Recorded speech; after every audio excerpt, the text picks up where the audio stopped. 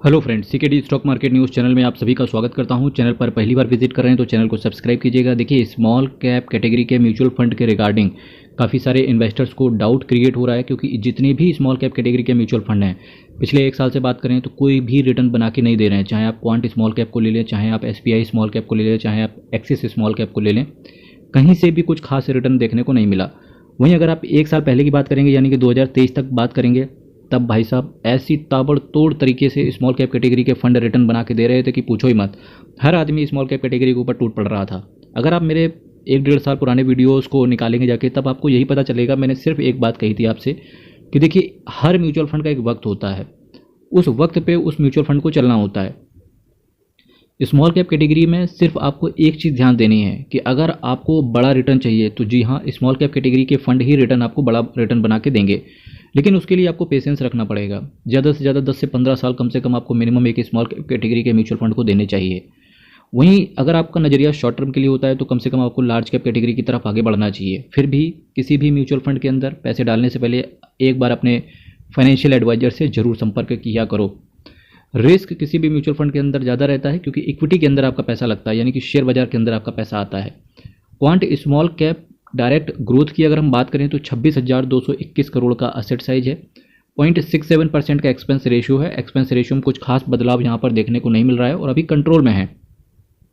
Open end fund है, plan आपका growth है। 6.79% का ये कैश होल्ड करके चल रहे हैं, क्योंकि जिस तरीके से पिछले 1-1.5 साल में अनसर्टेनिटी देखने को मिली है मार्केट के रिगार्डिंग, यानी कि अमेरिका में जब राष्ट्र प्रेसिडेंट पद के लिए इलेक्शन था, लोगों को लग रहा था कि अगर डोनाल्ड ट्रंप साहब आते हैं तो इंडिया के लिए बहुत अच्छा होगा। हो जस्ट इसके विपरीत गया, इंडिया के लिए बहुत ख़राब हो गया। इसके बाद हमने एक वॉर भी अभी लड़ी, हालांकि उससे जीते हम, और हमें जीतना ही था वैसे भी, क्योंकि इंडिया का ये गोल्डन एरा चल रहा है। हम कुछ भी करेंगे, हमको उसमें जीत हासिल होनी ही है। और फाइनली देखना at the end of the day जाके डोनाल्ड ट्रंप साहब जिस तरीके से टैरिफ लगा रहे हैं हर कंट्री के ऊपर, आपको जिसके ऊपर टैरिफ लगाने लगाओ, इंडिया के लिए एक सॉफ्ट कॉर्नर रखना ही पड़ेगा, अदरवाइज नुकसान उन्हीं का है। फ्यूचर बताएगा उनको कि किस तरीके का उनको नुकसान झेलने को मिलेगा, पर एज अ इन्वेस्टर हमें फोकस रखना चाहिए अपने भारत देश की कंपनियों के ऊपर। और जो आपने जब म्यूचुअल फंड खरीदा था, जो आपका पर्सपेक्टिव था, जो आपका मोटिव था, जो आपका गोल था, उसे आपको भूलना नहीं है। और गोल आपका तभी अचीव हो सकता है कि जब कोई म्यूचुअल फंड आपने खरीदा, बहुत ऊपर गया, उसके बाद से वो म्यूचुअल फंड नीचे हो गया, तो आपको वहाँ पर अपने गोल्स में बदलाव नहीं करना है।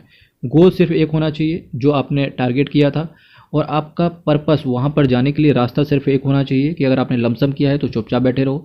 अगर आप SIP कर रहे हैं तो SIP के अंदर कंटिन्यूटी रखिए आप।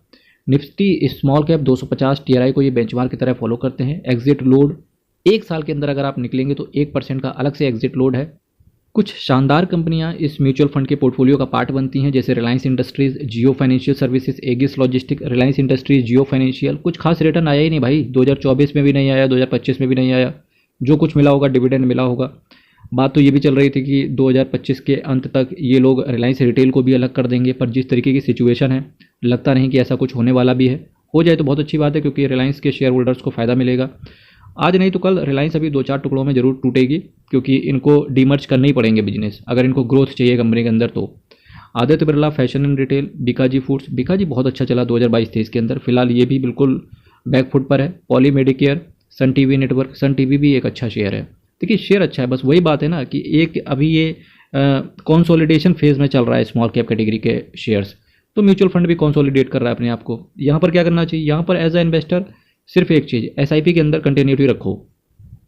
RBL Bank, HFCL, Ventive Hospitality, Adani Power, Adani Enterprise, Aster DM, इसके साथ साथ Bayer Crop Science, Oil and Natural Gas, ONGC।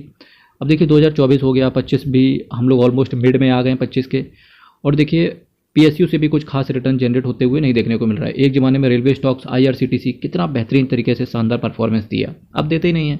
Arvind, Anand Rathi, Piramal enterprise, Minda corporation, वेल्सन corporation, Pfizer, keystone realtors. जब कोविड आया था तो उस वक्त जो मेडिकल फील्ड से रिलेटेड कंपनियां थी या जो मेडिकल किट बनाती थी कितना चली, फाइजर हो गया है ना, न्यूरेका हो गया, ठीक, बहुत चली भाई साहब कंपनियां। ल्यूपिन, सिप्ला अभी नहीं चल रही हैं। रिजर्व बैंक ऑफ इंडिया के कुछ बॉन्ड्स वगैरह भी हैं। Welspun enterprise, Usha Martin, Afcon infrastructure share आया, लिस्टिंग कुछ खास देखने को नहीं मिली, उसके बाद बहुत ऊपर ये शेयर प्राइस गया, वापस से एफकॉन अपने जहाँ से वो लिस्ट हुआ था उसके भी नीचे पहुँच गया।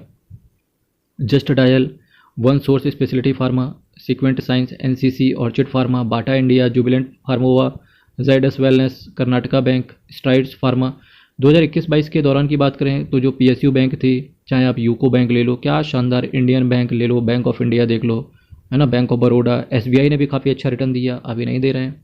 एआईडी Parry, Samvardhana Motherson International, India Shelter Finance Corporation, JM Financial, EPL Limited, Anupam Rasayan. एक तो इन्होंने बहुत ज़्यादा स्टॉक्स का बल्क में रख लिया, जिसकी वजह से एवरेज की वजह से भी परफॉर्मेंस म्यूचुअल फंड खराब कर रहा है। लेकिन आपने एक चीज़ देखा होगा, जिस तरीके से पोर्टफोलियो का कंसंट्रेशन है, कहीं ना कहीं एक बंधा हुआ पोर्टफोलियो है, जिसकी वजह से पोर्टफोलियो और म्यूचुअल फंड तो मजबूत है, पर सिंपल है, इसकी कीमत आपका रिटर्न नहीं आ रहा है, उससे चुकानी पड़ रही है। Apeejay Surendra Park, Juniper Hotel, Gujarat State Fertilizer, Himadri Speciality, Aadhar Housing Finance, Sula Vineyard, Balrampur Chini जैसी कुछ दिग्गज कंपनियां इसके पोर्टफोलियो का पार्ट बनती हैं।